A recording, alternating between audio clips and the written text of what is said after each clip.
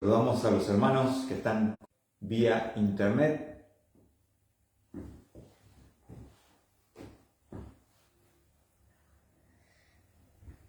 Vamos a estar abriendo nuestras Biblias en Primera Tesalonicenses. Igual vamos a estar viendo Primera Tesalonicenses capítulo 22 que estuvimos compartiendo el domingo pasado. Vamos a ver entonces Primera Tesalonicenses 5:22. Miren lo que dice la palabra de Dios. ¿Qué dice la palabra de Dios? Absteneos de toda forma de mal. Después de que habíamos visto un llamado al discernimiento, decía que debíamos examinarlo todo y cuidadosamente y quedarnos, tomar, sujetar, retener lo bueno. Lo bueno, tenelo, sujetalo.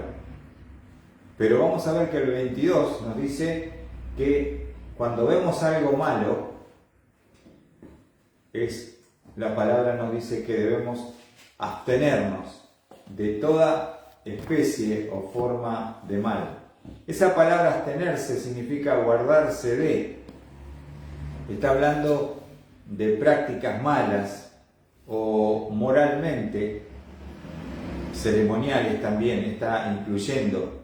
Entonces debemos abstenernos, significa guardarnos de toda especie en todas sus formas como viene el mal. El mal viene de distintas formas y nosotros debemos abstenernos, o sea, guardarnos de esas prácticas malas. Por ejemplo, en Primera Tesalonicenses capítulo 4, versículo 3, nos dice: porque esta es la voluntad de Dios, vuestra santificación. Es decir, que os abstengáis de inmoralidad sexual. Porque esta es la voluntad de Dios, vuestra santificación. Es decir, que os abstengáis. O sea, que nos guardemos de toda inmoralidad sexual. Eso es lo que está diciendo y se utiliza la misma palabra allí en Primera Tesalonicenses 4:3. Ahora, todo esto que estamos compartiendo, que son versículos que están relacionados, vamos a llegar al versículo 23, Primera Tesalonicenses 5:23. Hemos estado compartiendo una serie de mandamientos y todo va a desencadenar con un propósito y un objetivo. Y podemos leer para recordar lo que hemos hasta aquí compartido. Nos decía la palabra de Dios y Pablo en los mandamientos. En el versículo 13 del capítulo 5 dice: que los tengáis en muy alta estima, con amor por causa de su trabajo, vivid en paz los unos con los otros. Estaba hablando en el versículo 12, decía: pero os rogamos, hermanos, que reconozcáis a los que con diligencia trabajan entre vosotros y os dirigen en el Señor y os instruyan. O sea, cuando uno va cumpliendo estos mandamientos, por ejemplo, mi actitud hacia mis líderes, los que están delante de la congregación, yo debo, lo dice la palabra, ¿qué tengo que hacer? Reconocerlos, su trabajo, apreciarlo, y dice el versículo 13, que lo tengáis en muy alta estima con amor por causa de su trabajo. Primero habla acerca de cómo debemos conducirnos con los líderes, cuál debe ser nuestra actitud. Después, entre nosotros, miren lo que dice el versículo 13, vivid en paz los unos con los otros. Porque no es fácil la iglesia, no es fácil la convivencia, no es fácil cuando uno comparte y conoce al otro hermano y ve a veces sus fallas, sus debilidades, ¿no es cierto? Y parecía buena persona, pero ahora que lo conozco, o me invitó a la casa y veo alguna cosa que por ahí no me gustó, y yo me quedo con lo malo siempre, ¿viste? Y termino criticando, juzgando. Entonces tenemos que estar en paz, vivir en armonía, en el amor de Cristo, unos con otros, ¿no es cierto, Sam? Y en el versículo 14 nos habla de que debemos exhortar, hermanos, a los que amonestéis a los indisciplinados. Esto es un ministerio del cuerpo de Cristo. Que animéis a los desalentados, que sostengáis a los débiles y que seáis pacientes para con todos. ¿Cómo debe ser nuestro ministerio como cuerpo unos con otros? No esperar que el pastor solucione y arregle todo. Somos hermanos, tenemos responsabilidad también a nivel uno con otro. Y después nos dice el 15, mirad que ninguno devuelva a otro mal por mal, sino procurad siempre lo bueno los unos para con los otros y para con todos.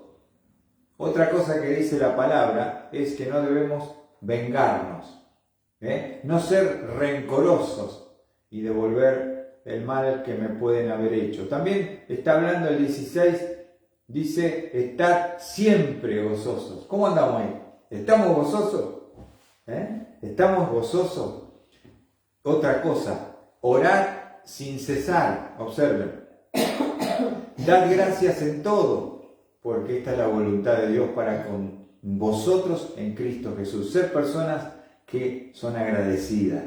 Agradecerle a Dios por la vida, por la luz, por la salud, por el pan que tenés, por el techo que tenés, la ropa que te pones. Y que Dios es bueno, Dios es bueno. Y tenemos que ser hijos agradecidos. Eso es una actitud. No apaguéis al Espíritu. Eso es un mandamiento, porque muchas veces uno, por la actitud de seguir y persistir en un pecado, terminamos apagando al Espíritu. No menospreciéis las profecías. ¿Cómo es mi actitud hacia la palabra? Antes bien, tener discernimiento, examinar todo cuidadosamente, retengan lo bueno. ¿Se acuerdan de Onésimo? ¿Se acuerdan? Cuando Pablo lo encuentra en la cárcel, él venía de escapar del amo, había robado el dinero, y Pablo le predica y se convierte. Y lo ayuda y lo asiste en la cárcel. Y se transforma en algo como lo que representa su nombre, útil. Y tenés que retener las cosas que te suman, no las que restan. Las que traen luz, no tinieblas. La que te hace mejor persona, no peor, que saca lo peor de vos. Y absteneos de toda forma de mal. Todos estos mandamientos que lo hicimos resumido y hemos leído hasta ahora, tienen su desembocadura, por decirlo de una forma, en el versículo 23. Y dice, y que el mismo Dios de paz os santifique por completo. Que el mismo Dios de paz os santifique por completo. ¿Cuál era el propósito de todos estos mandamientos? Que si los practicamos, los ponemos por obra, hermanos, ¿qué va a pasar con nuestra vida? Vamos a ser santificados. Estamos en un proceso actualmente de santificación, de liberación del pecado, de esclavitudes del pecado, que Dios está operando en nuestra vida. Entonces, ¿para qué? El mismo Dios de paz os santifique por completo. Entonces Pablo está preocupado para que la santidad en ellos, el apartarse del pecado y servir y seguir a Dios sea un resultado, ¿no? Siempre vamos a estar peleando contra el mundo, contra la carne y contra Satanás, los tres enemigos del cristiano, pero la obra de santificación la hace Dios, el Padre, para que el Dios de paz os santifique. Ahora, ¿cómo hace Dios, el Padre, para santificar a cada uno de nosotros? Para apartarnos de las prácticas pecaminosas. Y justamente es la palabra de Dios. Nos dice Juan, el Evangelio de Juan, fíjense, 17:17, vamos a encontrar cómo el Padre nos santifica, cómo es este proceso de poder tener la victoria sobre el dominio y el poder del pecado en nuestra vida. Juan 17:17 nos dice la palabra, santifícalos, está orando Jesús al Padre y dice, santifícalos en la verdad. Tu palabra es verdad. ¿Ven? La oración de Jesús antes de morir en la cruz y después de ascender posteriormente al cielo, está orando como sumo sacerdote por sus discípulos y le pide al Padre, porque está orando a su Padre, y le dice, santifícalos. ¿Cómo? En la verdad. Tu palabra es verdad. ¿Se dieron cuenta? ¿Cuál es el único libro que puede realizar esa maravillosa obra de santificación? La Biblia. Este libro te apartará del pecado, o el pecado te apartará de este libro. Entonces, cuanto más Biblia tenga, cuanto más conozca, memorice, medite, estudie, oiga, mi mente será transformada, mi corazón será renovado y voy a estar cambiando. Eso es algo que yo tengo que preocuparme y decir, bueno, ¿cuántos años tengo en el Evangelio? ¿He cambiado? ¿Estoy mejor que el año pasado? ¿Me parezco más a Cristo o no? Entonces, volviendo a Tesalonicenses, dice 1 Tesalonicenses 5:23, y que el mismo Dios de paz os santifique por completo. Ahora, ¿qué significa por completo? Va a hablar de todo lo que compone nuestro ser como personas, que todo vuestro ser, y tenemos tres partes, espíritu, alma y cuerpo. Espíritu, alma y cuerpo.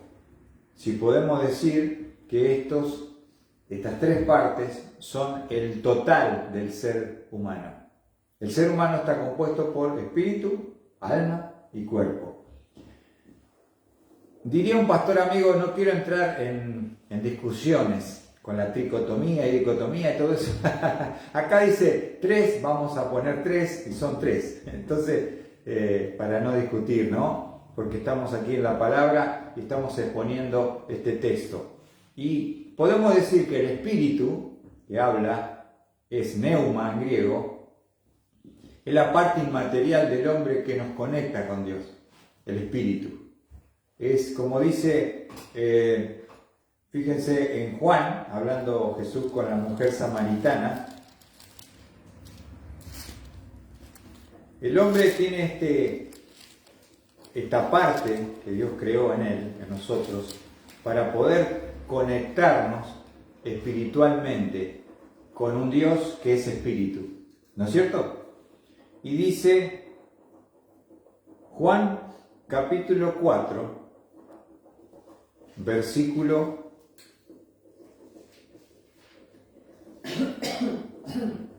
23, dice Jesús, pero la hora viene y ahora es cuando los verdaderos adoradores adorarán al Padre en ¿cómo? Espíritu y en verdad, porque ciertamente a los tales el Padre busca que le adoren. Entonces, el Espíritu nos conecta ¿con quién, Raquel? Con Dios. El Espíritu nos conecta con Dios. Entonces tenemos que santificar esa parte, que poder quitar todo aquello que nos impida esa común unión con Dios. Dios es luz y no hay ninguna tinieblas en él. Entonces, en ese aspecto de santificación del ser, en la parte del espíritu, poder no tener ninguna traba, ninguna cosa que impida la total conexión y contacto con nuestro Dios. El cuerpo es la palabra soma en griego y nos conecta con el mundo a través del cuerpo. El espíritu nos conecta con Dios, el cuerpo nos conecta con el mundo. La santificación del cuerpo, también. Y hoy veíamos un texto ahí en otra iglesia que estuvimos visitando, que se encuentra en Romanos. Una de las cosas que tenemos que hacer, Romanos capítulo 12, versículo 1. Dice Pablo en Romanos 12:1: por consiguiente, hermanos, os ruego, por las misericordias de Dios, que presentéis vuestros cuerpos como sacrificio vivo y santo, aceptable a Dios, que es vuestro culto racional. Tenemos que colocar ese cuerpo en santificación, ponerlo en el altar de Dios y morir a nosotros mismos, porque es un sacrificio vivo, no como los judíos que ponían y traían el cordero, pero era para que muera, era un instante. Lo degollaban y sacaban la sangre y derramaban el propiciatorio para cubrir los pecados, ¿no? Pero ahora Dios dice: tú eres el sacrificio vivo. Tú tienes que colocarte en esta figura, en el altar de Dios. ¿Para qué? Para que Dios sea glorificado en tu cuerpo. Pero tenés que entregarlo en sacrificio vivo, nos dice Pablo, vivo, santo, apartado, aceptable a Dios, que es vuestro culto racional. La palabra ahí es lógico, inteligente, que vos decís: ¿qué hago con mi cuerpo? ¿Lo uso para el pecado como lo usaba antes? Ahora soy libre. ¿Lo uso para, no sé, cualquier otro propósito? ¿O lo pongo en el altar y lo uso para Dios? Entonces, esa santificación que habla Pablo, no solamente la parte de la conexión con Dios, sino el cuerpo, que es la conexión con el mundo. Poder nosotros decir: yo quiero vivir una vida que agrada a Dios en santificación. Y por otro lado, nos dice Pablo, volviendo a Tesalonicenses 5:23, y todo vuestro ser, y después va a definir y explicar qué es todo vuestro ser, es espíritu, alma y cuerpo. El alma es esa parte inmaterial que está allí, el intelecto, la emoción y la voluntad. Eso es el alma, y que nos conecta con nosotros mismos. También debemos estar en ese proceso de santificación nuestra alma, ¿no? Nuestro intelecto, nuestra emoción, nuestra voluntad, poniendo el cuerpo y conectado con Dios. Ahora, fíjense cómo sigue: y que el mismo Dios de paz os santifique por completo, y que todo vuestro ser, espíritu, alma y cuerpo sea preservado, irreprensible. Esa palabra, sea, nuestra Biblia, la de las Américas, dice preservado, porque la 60 dice sea guardado. Y dice sea preservado, guardado, irreprensible. Esa palabra guardado significa vigilar sobre, custodiar. Entonces tenemos que custodiar, tenemos que preservar nuestro ser, espíritu, alma y cuerpo. ¿De qué manera lo podemos preservar? Nos dice que debe ser de una manera irreprensible. Irreprensible. ¿Qué es este concepto de ser irreprensible? Que no puedo ser reprendido, obviamente, y está hablando de algo sin defecto. Ahora, cuando Pablo está abordando este texto de Primera Tesalonicenses, podríamos decir un llamado a la santificación en todo nuestro ser, espíritu, alma y cuerpo, sea guardado irreprensible, que no puede ser reprendido, sin defecto. ¿Y cuál es fíjense en el texto, justamente para qué o por qué, cuál es el objetivo final de esta santificación? Nos dice, para la venida de nuestro Señor Jesucristo. Para la venida de nuestro Señor Jesucristo. Todos los mandamientos que Pablo ha expuesto de lo que hemos visto hasta ahora tienen un propósito: la santificación, que es progresiva, que es una lucha constante contra la vieja naturaleza. Y que, como decía Pablo, ya no vivo yo. El yo ha sido crucificado, mas vive Cristo en mí. Cuando podemos decir esto, estamos preparados para el encuentro con nuestro Señor, que vuelve a buscar a su hermosa, bendita iglesia. Entonces, ¿qué es lo que te debe motivar o motivarnos a cada uno de nosotros para vivir este proceso de santificación? Entender y saber que un día el Señor vendrá. Lo decía Pablo en el capítulo 1, versículo 10. Primera Tesalonicenses 1:10 dice: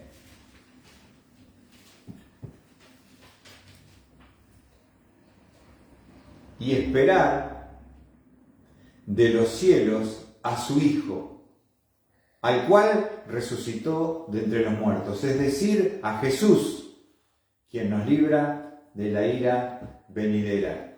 Fíjense lo que dice Pablo: esperar de los cielos. ¿A quién? A su Hijo. Esto se llama la parousia, la venida de Cristo a buscarnos. Entonces, tenemos que tener siempre en mente que el Señor viene. Todo el proceso que nos motiva a la santificación es que un día vamos a estar cara a cara con Cristo. ¿Estás pensando en este evento? Porque cuando Cristo viene a buscar a su iglesia, acuérdense la palabra iglesia, buenas noches, Mauro. La palabra iglesia es en griego eklesia, los llamados afuera. Y Cristo viene pronto. ¿A qué viene Cristo? A sacar fuera de este mundo a su amada iglesia por medio del arrebatamiento. Y estaremos con el Señor en el aire, y así estaremos siempre con el Señor. Tenemos que entender, dice Pablo, los eventos futuros. Pero si uno entiende y es consciente de los eventos futuros, tiene que modificar mi vida presente. Para eso me sirve estudiar los eventos futuros. No para tener información y conocer las profecías, que está bueno, sino para que, conociendo el futuro, si lo creo, modifique y afecte mi presente. Entonces Pablo dice en Primera Tesalonicenses, estamos viendo Mauro 5:23, dice Pablo: y que el mismo Dios de paz os santifique por completo, y que todo vuestro ser, espíritu, alma y cuerpo sea preservado irreprensible. ¿Para qué? ¿Cuál es el propósito de ser irreprensible? Para la venida de nuestro Señor Jesucristo. Para la venida de nuestro Señor Jesucristo. Tenemos que tener conscientemente, constantemente, ese pensamiento de que el Señor viene a buscarnos. Muchas veces nos olvidamos de que Cristo nos viene a buscar en cualquier momento. Y vivimos una vida como que Él no va a venir nunca. Y a veces podemos decir, bueno, ya más adelante me voy a acomodar. Pero, ¿cuándo puede venir Cristo, Sandra? Hoy mismo puede venir Cristo. Ahora, quiero explicarte algo, hermano querido. Cuando Cristo viene a buscar por medio del rapto de la iglesia, que ya lo explicó Pablo en 1 Tesalonicenses 4, 13 al 18, ¿se acuerdan? Así estaremos con el Señor Jesús. Nos va a arrebatar, nos va a sacar, nos va a llevar ¿a dónde? Al cielo. Pero ¿sabes qué es lo primero que va a pasar cuando lleguemos al cielo? No sé si lo sabés, pero lo primero que va a acontecer después del rapto, inmediatamente en el cielo, es que nosotros vamos al tribunal de Cristo. Nosotros vamos directamente ante la presencia de Dios al tribunal de Cristo. Vamos a tener que rendir cuentas antes de entrar a disfrutar de la eternidad. Y eso es lo que dice Pablo. Tenemos que vivir una vida de santificación en espíritu, alma y cuerpo. ¿Por qué? Para la venida de nuestro Señor Jesucristo. Tenés que tener claro de que Cristo viene y que un día le vamos a tener que mirar cara a cara. Ya no en espíritu le vamos a orar, sino le vamos a ver cara a cara. ¿Qué te parece? Eso es algo maravilloso, pensar de que un día vamos a ver a Jesús. ¿Cómo es? ¿Cómo te imaginas ese momento? Y eso también nos debe generar... Buenas noches, bienvenido. Adelante, Marta. Eso nos debe generar a cada uno de nosotros temor reverente de Dios, ¿no? ¿Sabes, Bauti, que el Señor viene a buscarnos pronto a la iglesia, los creyentes? ¿Sabías? Y nos lleva, nos saca de acá. Nadie se va a dar cuenta, el Señor los arrebata y nos lleva al cielo. Pero cuando vamos antes de entrar a disfrutar la eternidad, necesitamos dar cuenta después de haber tenido a Cristo. Lo de antes no corre. Pero a partir de tener a Cristo, Dios nos va a llamar a cuentas en el tribunal de Cristo. Y vamos a ver un texto en 2 Corintios donde Pablo menciona esto. Acordate que a él se le corrió el velo de la revelación prácticamente de lo que es la iglesia. Y son eventos que son distintos para Israel. Entonces Pablo nos está explicando cómo serán los acontecimientos. Después del arrebatamiento, entonces, Mauro, ¿a dónde vamos? Al juicio. El tribunal de Cristo es para creyentes. Esto no es para saber si sos salvo o no. No tiene nada que ver. Ya todos los que estamos en el tribunal somos salvos. Sino poder decir qué clase de creyente hemos sido en la tierra. ¿Se entiende eso? Porque Dios, fíjate lo que dice 2 Corintios capítulo 5, versículo 9. Dice Pablo, por eso, ya sea presentes o ausentes, ambicionamos serle agradables. Por eso, ya sea presentes o ausentes, ambicionamos serle agradable a Cristo.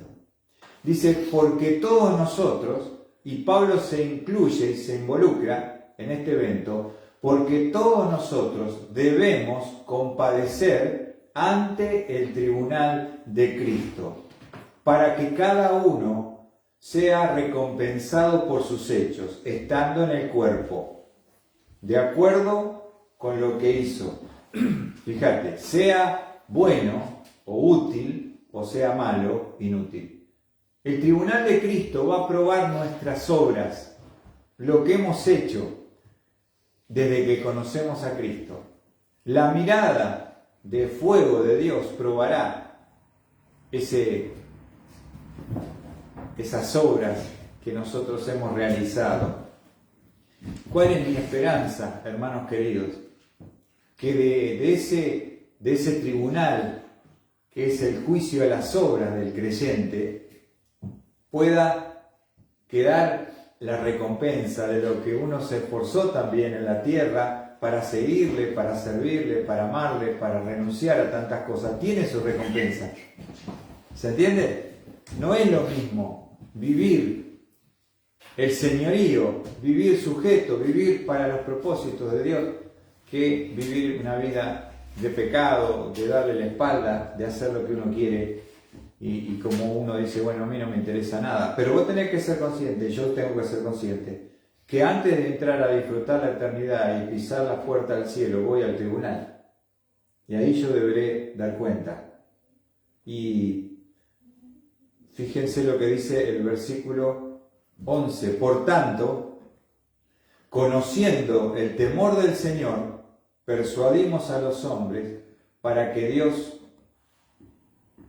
pero a Dios, que somos manifiestos, espero que también seamos manifestados en vuestras conciencias. Entonces Pablo les está diciendo, acuérdense hermanos, a los corintios, que era una iglesia bastante complicada, había de los pecados que busque ahí. Y dice Pablo, es necesario, antes de disfrutar la eternidad, dar cuenta delante de Cristo en su tribunal. Estaremos frente al tribunal de Cristo. Entonces, ¿por qué Pablo está preocupado por los tesalonicenses? Y le da toda esta serie de mandamientos para que haya un proceso de santificación en sus vidas. Para que Pablo, cuando lo vaya a visitar, no los vea como los vio cuando recién se convirtieron, sino que los vea crecidos, maduros, más parecidos a Cristo, porque en la forma y en la manera que yo me parezca más a Jesús, va a ser menor la sorpresa que me lleve cuando esté frente a Él. ¿Qué hice con mi vida? ¿Qué hice con mi tiempo? ¿Qué hice con los dones que Él me dio? ¿Qué hicimos cada uno de nosotros? Y eso nos tiene que llevar a la reflexión de decir, che, yo tengo que vivir, no sé cuánto tiempo tengo, pero el tiempo que tengo que dedicárselo a Dios. Vivir para Él, servirle, porque Él viene pronto. Viene a buscar a su iglesia. Pero lo primero que va a hacer cuando se arrebata la iglesia y la lleva, tenemos que dar cuenta individualmente en el tribunal de Cristo. Serán probadas nuestras obras, serán recompensadas o quemadas si no han servido y no han sido útiles, ¿no es cierto? En ese juicio a las obras, no juicio al pecado, Dios nos perdonó, Dios nos limpió, sino juicio a las obras. Entonces, si yo soy consciente de que Cristo viene en cualquier momento y tengo que estar de la mejor manera preparado para su venida, ¿viste? Entonces, ¿cómo estoy preparado? Aunque me cueste, aunque luche, yo quiero ser diferente, yo quiero cambiar, yo quiero que Dios me ayude a ser como Él. Aunque tengo mis luchas, mis debilidades, no somos perfectos ninguno de nosotros, pero la idea es que en este proceso que va pasando el tiempo, nosotros ya no somos igual. Miramos para atrás y decimos, Dios ha hecho una obra en mi corazón, pero la va a hacer si vos lo dejás. Si vos no lo dejás, lo descartás, lo desechás, lo despreciás, vas a ser igual, vas a ser salvo nada más.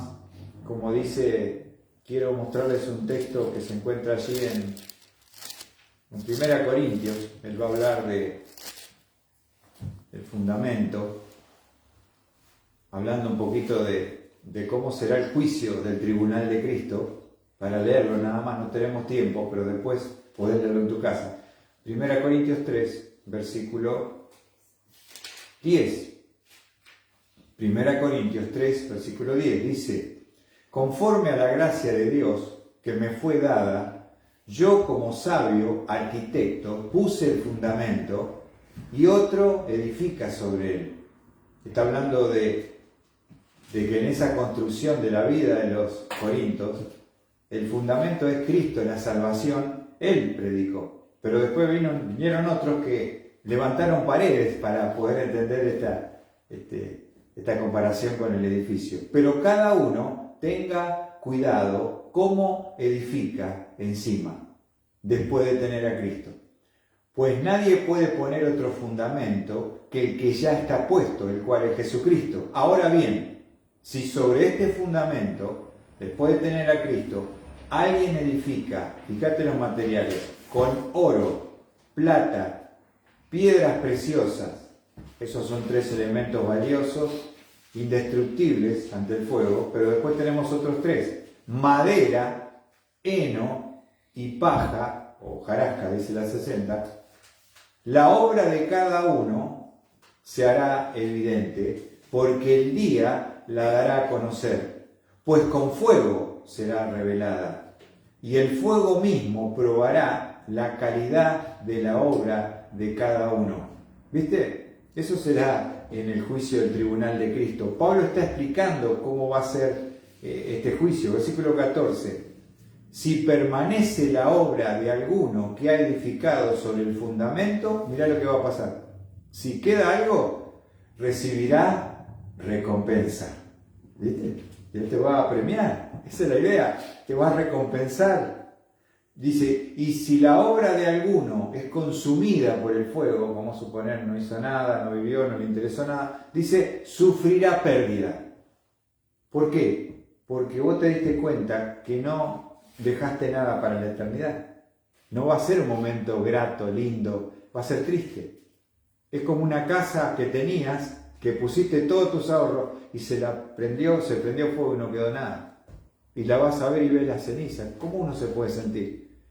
Me acuerdo una vez que vino mi suegra con lágrimas, me dijo, Luis, se nos prendió fuego la casa, nos quedamos sin nada. Nunca la vi tan quebrantada.